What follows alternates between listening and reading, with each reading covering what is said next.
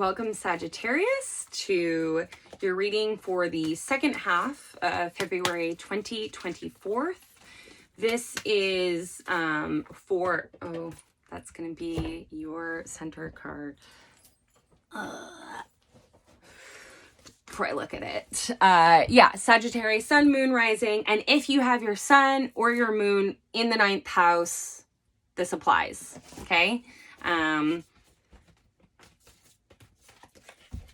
I don't care if you agree or not. Other people will do it. You know, some will do it, some won't. That's how it is. So anyway, if you want to know more and curious about why I say that, I'm happy to have that conversation with you in the comments below, but please don't knock it. You know, if you don't like it, you don't have to listen to it. Move on. So anyway, Sagittarius, February 2024. Let's see what's going on. So the card that fell out of the deck as I was being awkward, thank you for dealing with me, is, that's so funny. Scorpio just had this, but in a different placement. The Lovers. Really nice. It feels very fiery in this card. So the Lovers, when this comes up, okay, yes, it can mean relationship, like romantic. However, the Lovers actually signifies your relationship to your higher self and the love that you cultivate for yourself within. Why is this? Well, there's a lot of reasons why, but she helps us out with the picture of the swan on the card. So obviously the story behind this card is the ugly duckling. And so the ugly duckling is living his life thinking he is, you know, not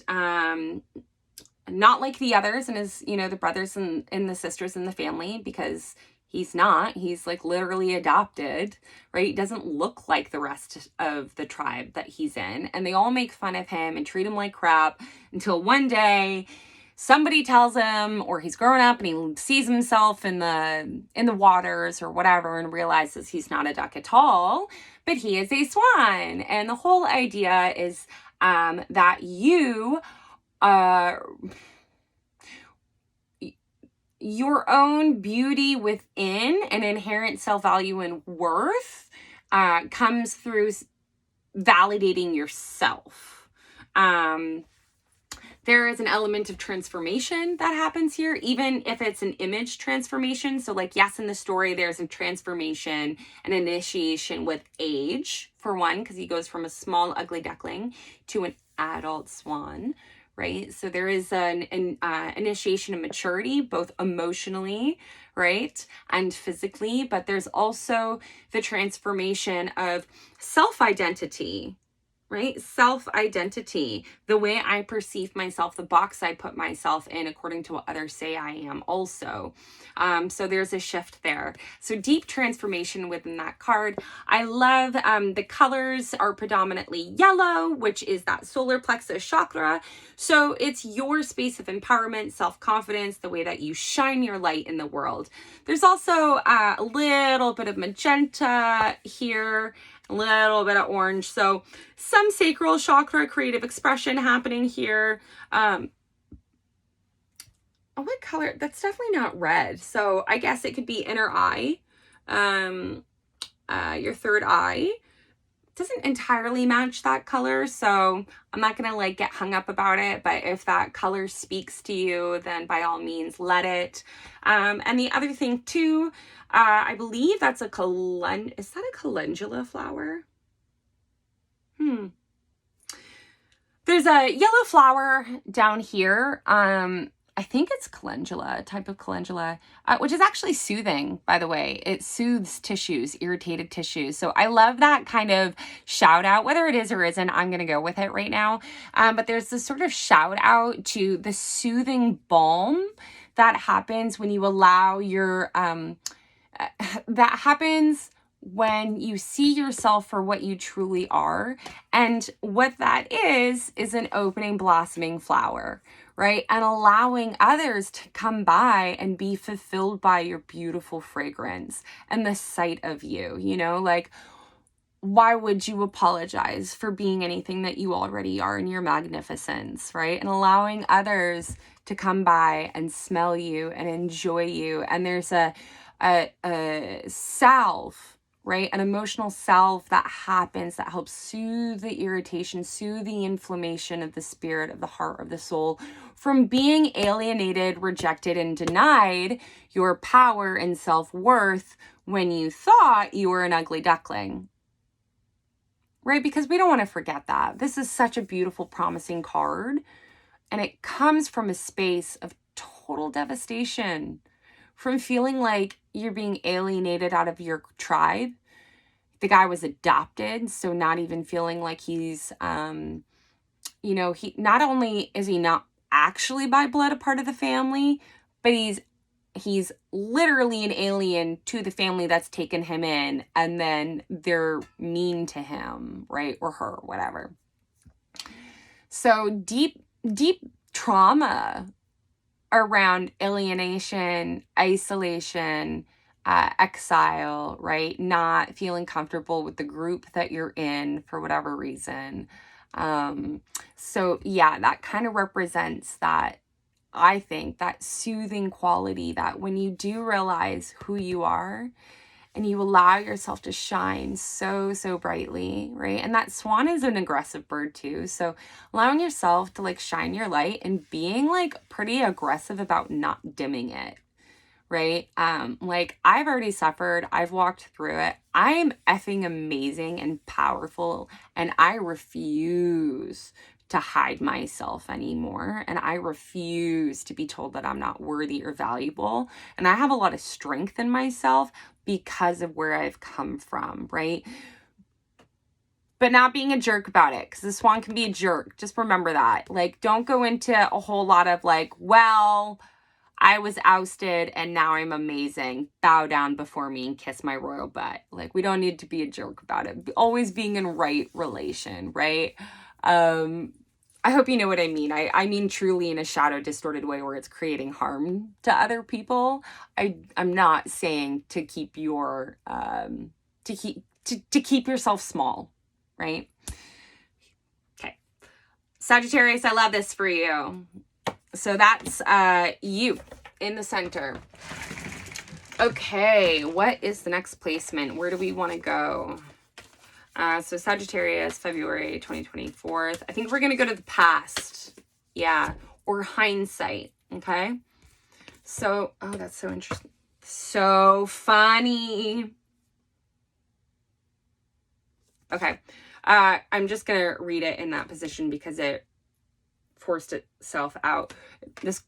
I'm laughing because this card also came up for Scorpio. And by the way, when I finish a reading and I put cards back, I never put, if I pick 5 cards, I never put all 5 cards on top of each other and then shuffle the deck.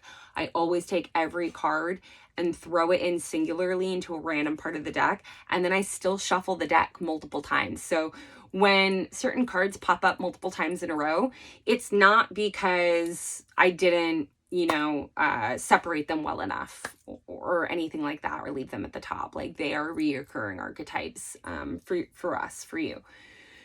So the energy in hindsight or the past is the creator. And I love this again because we have 2 fiery cards. Like, I feel like there's so much fire and passion and radiance and sunshine in this card. And Sagittarius is a fire sign. But then we have more fire because it's the creator. And creation as a principle is inherently masculine and fire.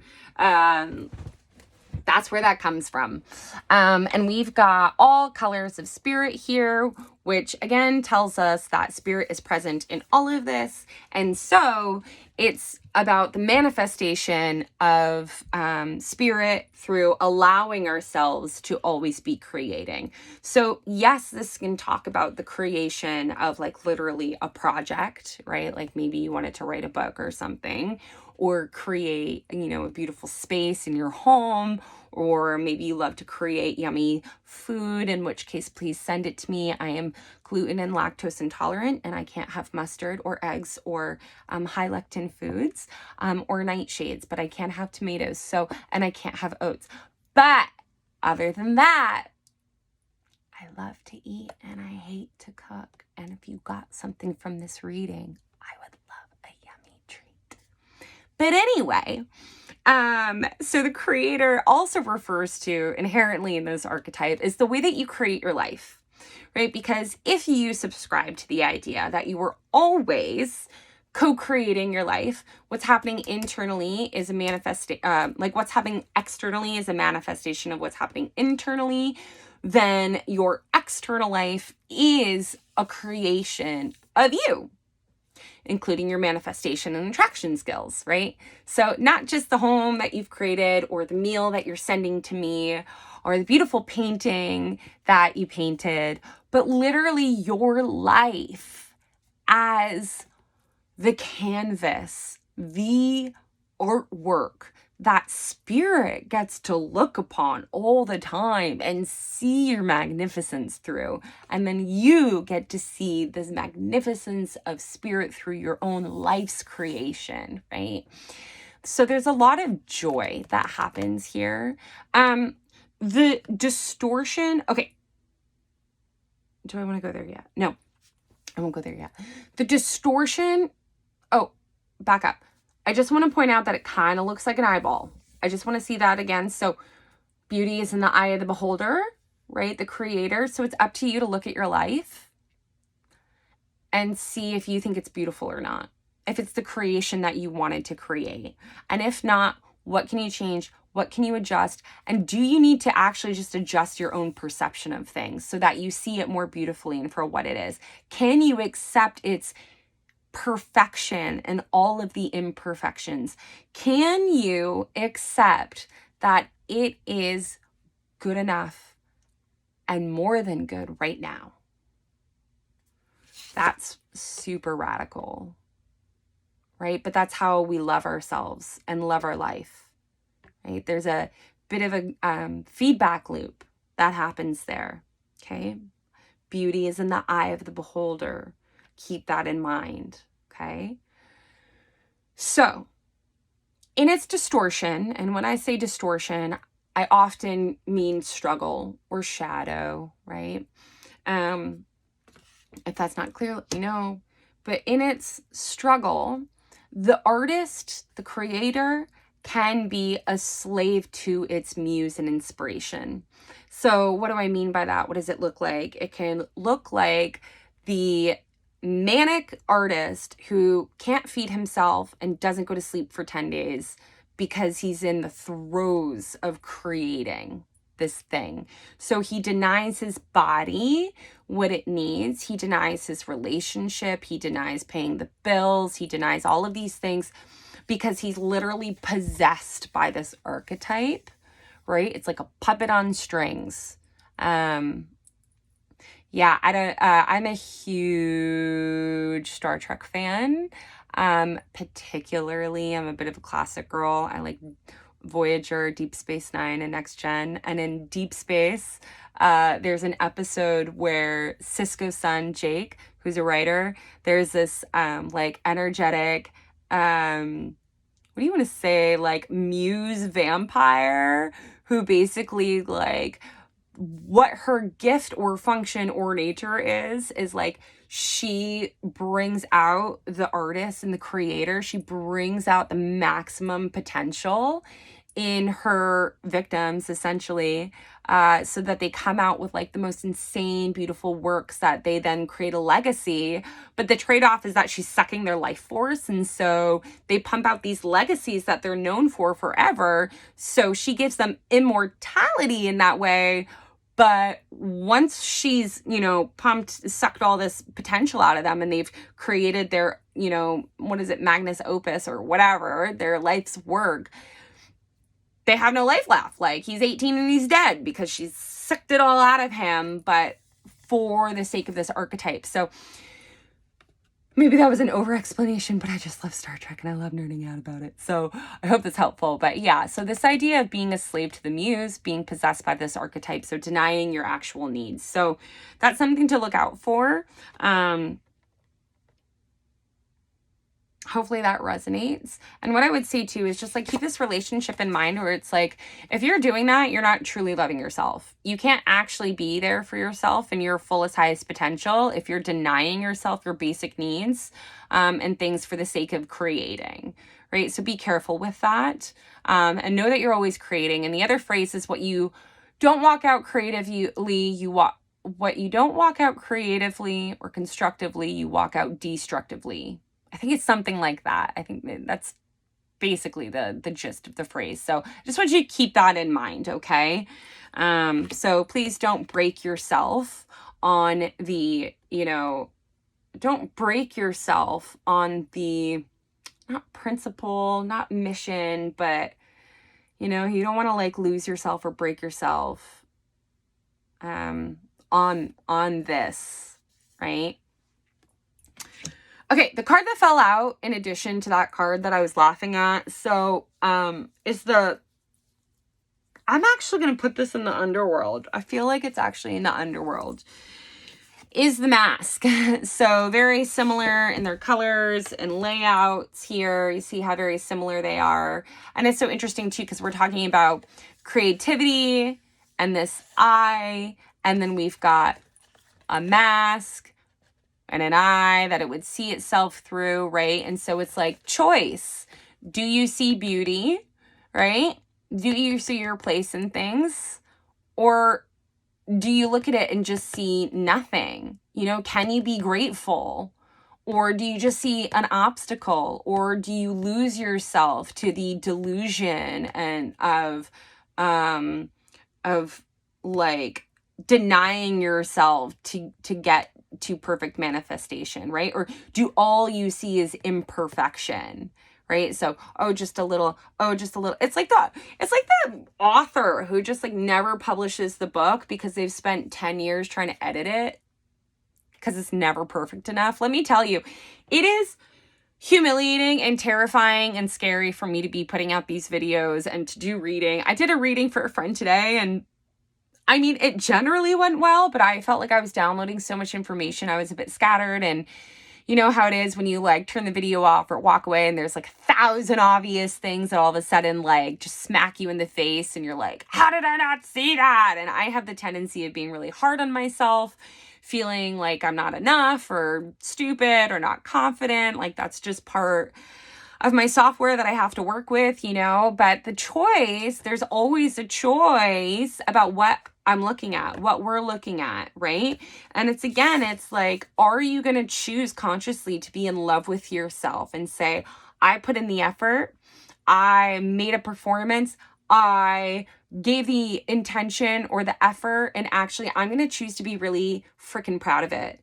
I am going to choose to hold myself up with love, with grace, with mercy, with confidence, and know that I did a great job exactly as it was. Even if I could tweak like a million freaking things, it's never going to be good enough for me anyway. So choose and decide right now that it's good enough. It's more than good enough. It's amazing. It's stellar. Everybody wants a piece of it, So there is that choice. And I feel like that's kind of what this card is talking about in the underworld position. The underworld are the forces that are the shadow. They are the unseen that's kind of wreaking havoc and chaos in the lifeboat, right? It is, what you resist persists. And so the option here, or the dilemma in this position with this card in the underworld, is like literally that story of like, what wolf are you going to feed? What side are you going to feed? Are you going to feed into negativity? Or are you going to choose to actually see what you've created and what you've done, and that it's all blessed and held in spirit, and you have a beautiful place? And like, yeah, you might feel like you want to hide behind that mask. Yeah, maybe you've got all these insecurities bubbling here. But also, again, it's like choice. And know that because you created it, it is already divine, blessed, perfect, holy, and true. You are the vessel and the vehicle that inspiration works through. Okay? You are like the flute being played by spirit, and the music is your life. Okay? So you get to decide how you're going to feel about that. That's what that's going to say. Okay. Let's pull a card for your future position or foresight. Sagittarius 2024. Let's see. The Temple. What an appropriate Sagittarius card. Why do I say that? Because Sagittarius represents Ritual, philosophy, religion, worldview, finding the truth for yourself through exploring the truths of others. So inherently you can come back to what's really, really true in your bones and in your body wisdom for you, and not trying to convert everybody to it. You got to watch out for that, Sagittarius. That's part of your archetype. Doesn't mean you should be ashamed of it or wrong. Every archetype has its struggle and its distortion. So just know that everyone gets one. I have to tell myself that all the time when I start getting emotionally charged around all of my insecurities and deficits. It's like, Verity, you are human. Everybody gets one. Everybody gets 12 slices on the wheel. Everybody gets 12 zodiac signs. Everybody gets an 8th house and a shadow and a Pluto and a Saturn and square aspects and all of these things. So you got to look out for that generally. But temple, in your future, I would say pilgrimage. That feels really strong, not just because it's a low-hanging branch, but like literally it feels like there's a pilgrimage happening for you in the near future. Maybe you're traveling somewhere. Maybe you're doing like a Vipassana. Maybe you're going to a festival. Maybe you're just taking 5 days to go camp out in nature. I don't know what it is for you, but I highly, highly, highly, highly recommend putting that in your very near future. Again, this reading is for the last 2 weeks of February. So if it's not that you're doing it in the last 2 weeks of February, I would encourage you to book it so that it is happening soon, so that you can restore yourself. What do we do in the temple? We restore ourselves through grace, through mercy, through unconditional love, through silence, through being, through ritual and praise, through symbols, right? And the colors on this card is inherently those of the heart chakra. It's very green. And we've got leaves here, branches. It's about the growth of the heart, right? The abundance of the heart when we take ourselves to church all the time. And I mean metaphorical church. So what it's talking about is making conscious contact to source, God, the creator within yourself, the lover within yourself, so that things grow abundantly, that you can eat from the fruits of that, right? There's also a little bit of yellow in this card, which is solar plexus chakra. So again, just fire, shining your light, being confident. I feel like in this card, it's more about like walking with your integrity, right? And allowing your integrity to like illuminate the way that you operate in your life. And this triangle here, it can refer to the Holy Trinity, right? A lot of things happen in threes that are like spiritually significant. So yeah, keeping that in mind. Also just the, they didn't have to put this triangle, but usually often temple can be a space, and therefore there is defined boundary or definition. I think that's part of it, right? And then obviously this is our base layer of the physical, reaching up into the spiritual higher planes, right? So that we can download our divination and come into gratitude, and grace. And again, it's exactly what I've been saying. It's about your gratitude. It's about choosing to see beauty, choosing to see your own inherent worth, choosing to see how you are co-creator in your life, what wants adjustments, maybe the places that needs a little extra love, a little extra color, a little extra attention, and maybe where we become a little too obsessive and we need to pull back the reins.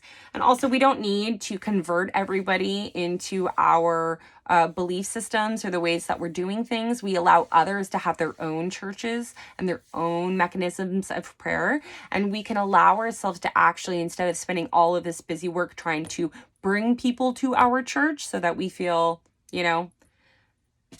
validated and in the spotlight, like we're worth something, instead of depending on external validation for that, we find that the church is just within ourselves, and there only needs to be church for one, because again, at the end of the day, it's about your relationship to your higher self, your conscious contact with your source, higher self, the lover inside of you, all of these things, right? The divine masculine and the divine feminine coming into holy union together. That's what that's about. Really beautiful. And then in the cosmic upper world forces that are always going to be beneficial in your readings, it is the heavenly forces that are always good no matter what. Let's see what card that is for you. I'm just going to take that one. Interesting. I'm just going to look. Okay, this is the card that I picked, but this card kind of fell into my lap, not face up, but it did fall into my lap after. So I am going to consider it to be like a little bit of a energy this way, you know. And so the desert, I usually, okay, because it's in the forces of good no matter what. Oh, I actually really dig this. It's a confirmation exactly of what I've been saying. Because why do you go to the desert? Usually it's for a vision quest. And vision quests are spiritual in nature, right? There is a question that we are seeking. We are reaching out of the quicksand of our problem, of our life, the barrenness and devoid of emotion or answers or clarity that we have. And we're reaching out into our intuition. We have to reach out into our emotional realm to find the answers.